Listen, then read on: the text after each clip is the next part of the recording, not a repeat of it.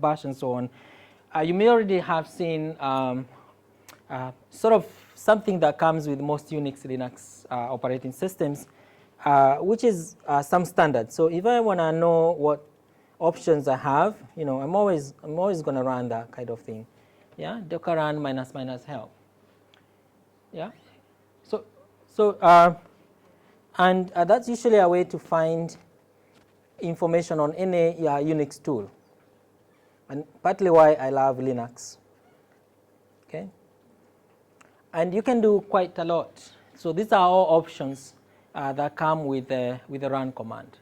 And the way you run it, you can see that it's a docker run, the options, then the image, the command for the image. So for example, I ran docker run -I, which is interactive, terminal, image, which was Ubuntu, and bin bash, which was to run the the bash terminal. Okay, but I can do quite a lot. So you can see that I here, it's interactive. You can attach --IP, and quite a lot. You can even assign memory and what memory limit you want your container to use. Quite a lot. Yeah. So we did -T, which is the TTY. Anyone who knows the history of TTY? John, you should. What's TTY? Why do we call them TTY? Back to the 70s. Don't know who was born. Yeah. Yeah. It's usually nice when you just just Google it and just get to see the rich history of terminals and TTYs, and when people use all these terminals and why they are called like so. Okay. The -V, where you can buy the volume that allows you to access data.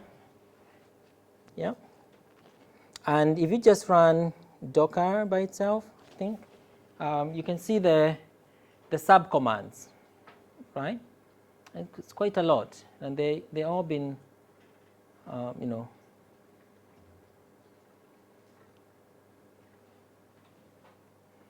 So you can have a config string, host, and so on.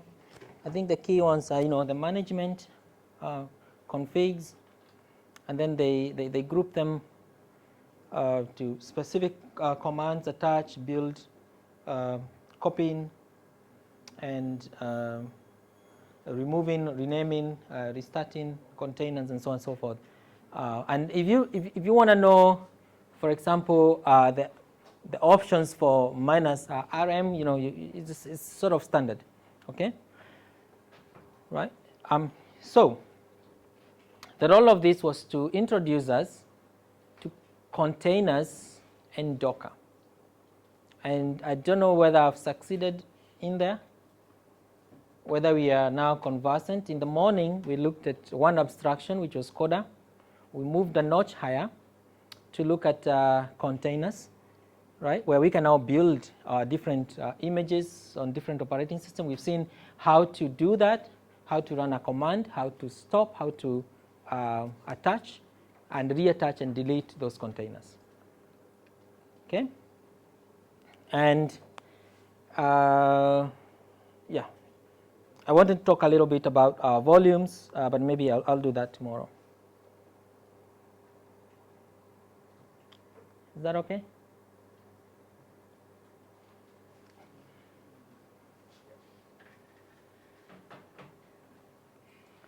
So have we been able to go through maybe, yeah, we can play with this and get started. And for those of you who can look at using Byte, but I don't think we have time for that. I think the quick one is just understanding what containers are. And again, there's a real nice talk from these fellows here, our cloud infrastructure. Let me see this. How do I do this?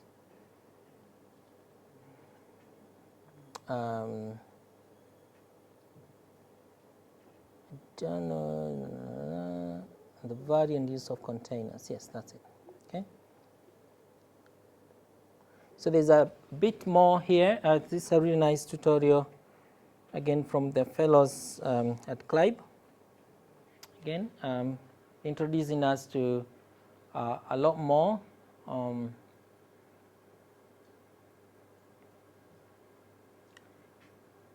I'll probably use some of this, but the key one I wanted, how to search for images from Docker Hub. I wanted to do that tomorrow. Yeah, the Docker PS command here, we've kind of touched on this. PS-A, how to download and list all images. Working with the images, so here we build in an image, we are appending a path, and then run an image and create a container. That's what we pretty much done with the previous command. So here is one way to attach volumes with -v. We're telling it where our files are located. We got our image name and the command that we want to run. Okay, so again, who would tell me why we are using DORA image name and DORA command? Bash aficionados. So there's real power in this because I can set the image name in a file, which I can then access using the DORA image because I've bound image to whatever I'll have set. And the same thing with the command. And this is my absolute path. Maybe I've not talked about this. Maybe I'll talk a bit about that. But I just thought that that's really nice and neat way of running commands. This is pretty much what we've done. We've set an image name. This in case was Ubuntu, and we can run bash.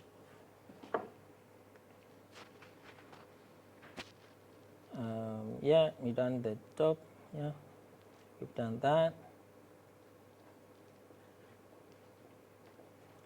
The prune command is important.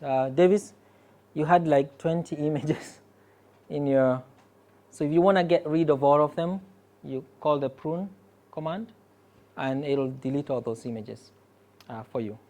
Okay? Yeah. What's the difference between container and images? So I think it's just a matter of abstraction. So when you think about it, that a container is this virtual sandbox. Within it, I can choose to build different things, and those different things, I'll call them images. Those are like my host operating system or the set of tools that I want to install in that space. Yeah. So I'll call them an image because it's sort of you can think about like a car. So I don't know. I think there's a little bit of history to this. I don't know who was born in the day of CDs and DVDs. Whoever used them? Okay, yeah, I can see us. Yeah, some of us never used CDs. So, my first interaction with Linux, Unix, what we used to do was to burn an image on a drive, on a disk. Okay, and it's literally burning because I don't know what they use, but basically you burn it and you get this image, and we used to call them ISO images. And you take that image and then you install it on your PC and then run the install. Okay, I still remember my first ever image was Red Hat. At the time was free, and burnt it. You have about 3-4 CDs, and one installs after the other. And I think that comes from that sort of a historical background about what an image is. Now the term is not so much used, but it's still there. And the way people now like to call them is sort of diastros. Okay, so you can have Ubuntu, Fedora, Red Hat, Debian, whatnot, Arch Linux, Kali Linux. They're just like a gazillion of them. Okay, and therefore that is your image. It's what you want to install in your sandbox, which is your container. So Docker here is acting as a control process, if you think about it. The word for it is like a major process, which is the Docker daemon, that is allowing you to create these sandbox images. I don't know whether it's analogous to, no, I'll just confuse you. Yeah, so that's my way of thinking about it. Okay, and now the image is this thing that we want to install and run, okay, in our container. Yeah, is it clear? All right. You can create a container without anything, then you add images. Yes. You can add more than one image. No. Why don't we pull up for you?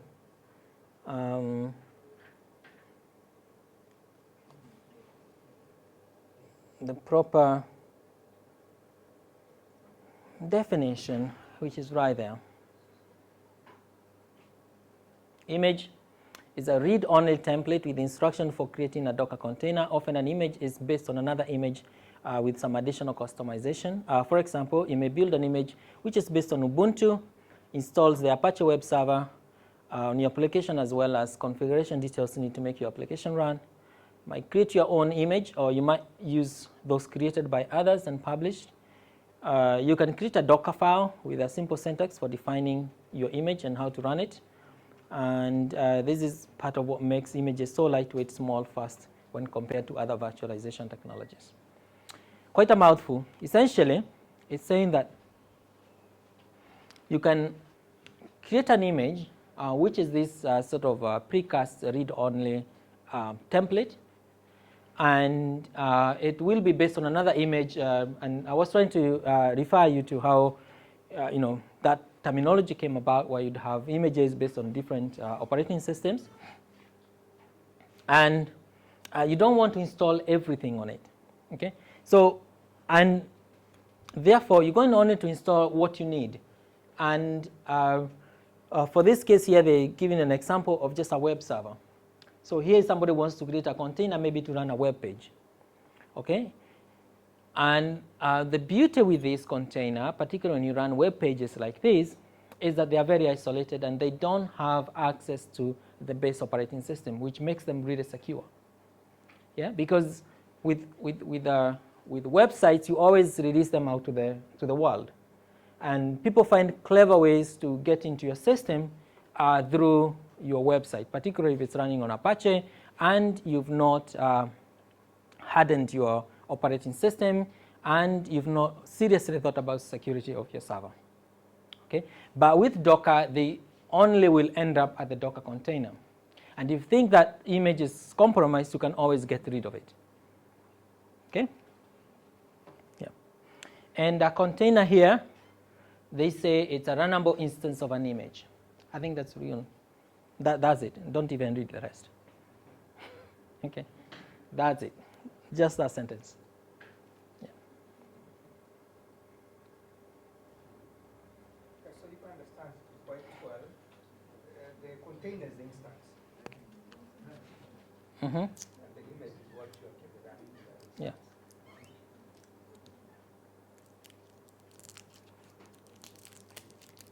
So like that image can contain the software inside like Apache if you want to install something inside those images. Like the image can contain different software, can save different software. Yeah. So you can put command. Yes, indeed. Yeah, you will have images that already have Coda, because Coda is a dependency. It's like a tool, and then you can run and get things working.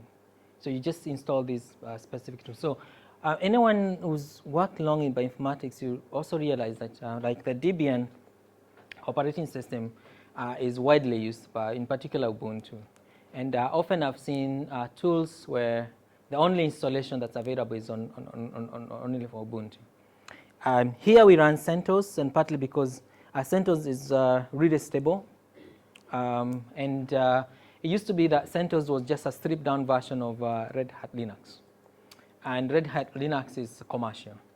Although now CentOS has been discontinued, and they've got this CentOS stream, which putting us in a sort of a weird space. But it's a very stable operating system. And therefore, for a server-grade run, people and lots of scientists prefer the CentOS or Red Hat-derived systems, right? But Ubuntu is great. It has its downs, but then it's really accessible. Okay, and maybe somebody just thinks it's the right way of doing things, and I just got installation details for this. Okay, so it means that's not the end of the world. If I'm on Linux or Mac OS with Docker, I can build that image if it's available. If not, I can build an image and install the relevant tooling that I want to fit that configuration. Okay, so it provides me with a way to abstract and install and have a real sandbox on which I can run and install stuff on. Okay. So tomorrow we'll play a little bit, I think in the morning with Docker. I thought we could have done that before 4 p.m. And also maybe have a little bit run with Singularity, which is an alternative to Docker, and much more awesome than Docker, I think. Yeah. And then I'll also highlight some of the shortcomings of Docker and why Singularity works very well, particularly on HPCs. I don't know, how many of us are on HPCs? Yeah, you have a HPC. How many cores? Okay, so we're working with the HPC. Yeah. About 200 and something. Okay. Roughly What operating system does it run? CentOS. CentOS. 5, 7, 7, right? 6. You should update. Yes. You're running on Ubuntu? That's the one that is doing a setup. That's KCRI? Yeah, KCRI. Yeah. How many cores? Sorry? How many cores?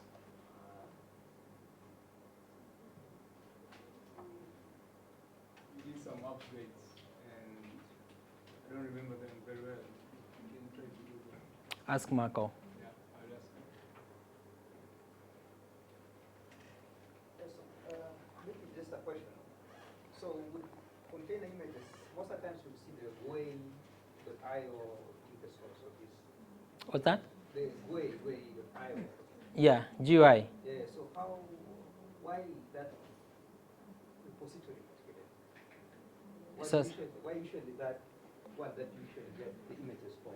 I mean, working with images, either Singularity or Docker, I've noted that the GUI that I saw they show is usually common. Is it because of biology or? The one I was showing? Yes. Um, GUI.io, which I believe is a repository for images. This guy here? Yes.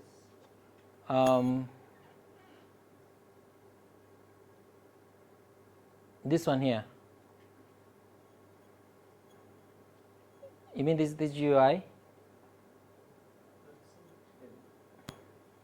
Sorry, maybe I didn't understand you. Yes, the question was, okay, I've come across a few images that you usually source them from GUI. I'm just asking whether it's because does it store biology relevant images or mathematics relevant images? How do you spell it? QAY. Key, sorry. All right, I get what you mean. So it's Key is a place where they put all the images, and you can pull them from there. Sorry, yeah, I get what you meant. Where was that?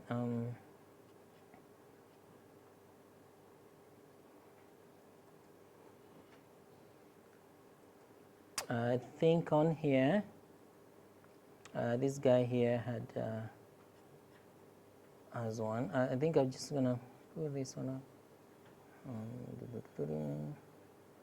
Sorry, where was that? I've forgotten it. But I know. Yeah, pull an image from Key.io. Yes. So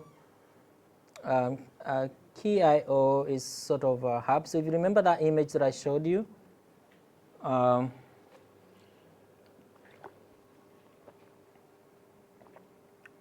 I think this is owned by Red Hat. And Red Hat is big on virtualization. And this is their repository. Yeah,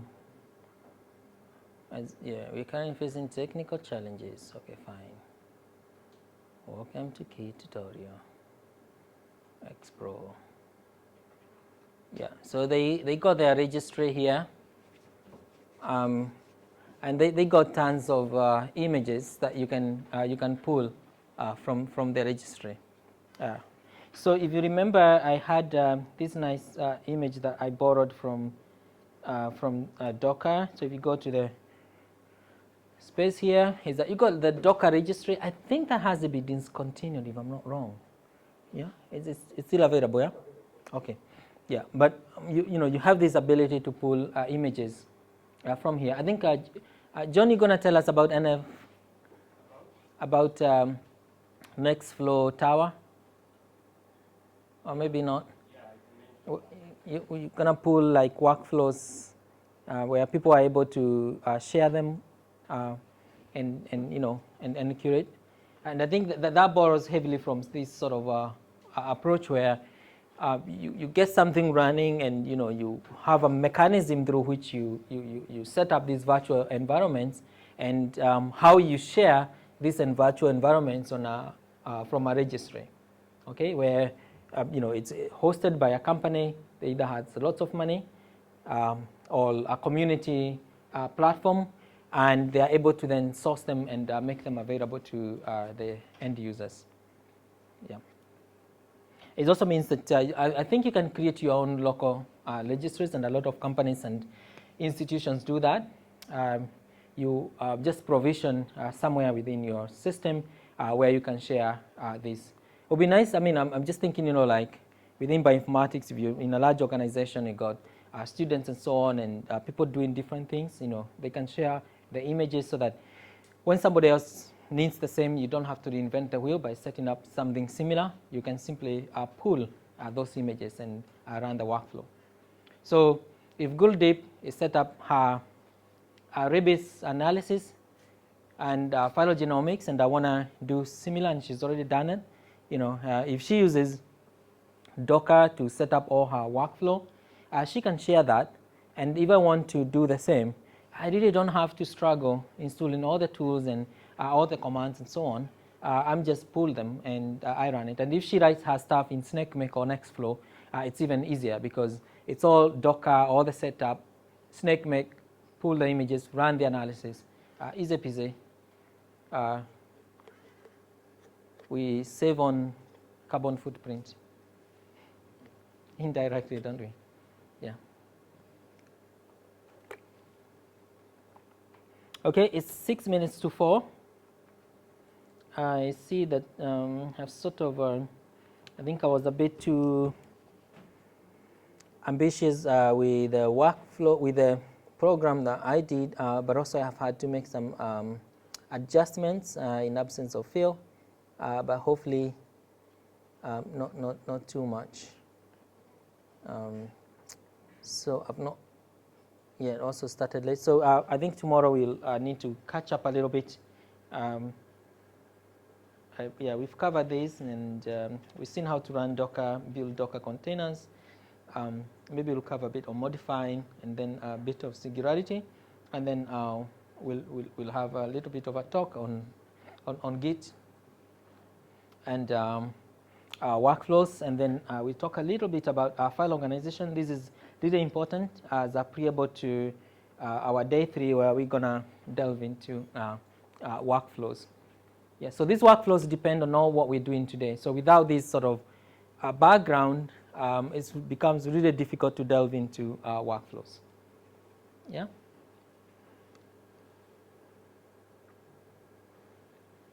Right.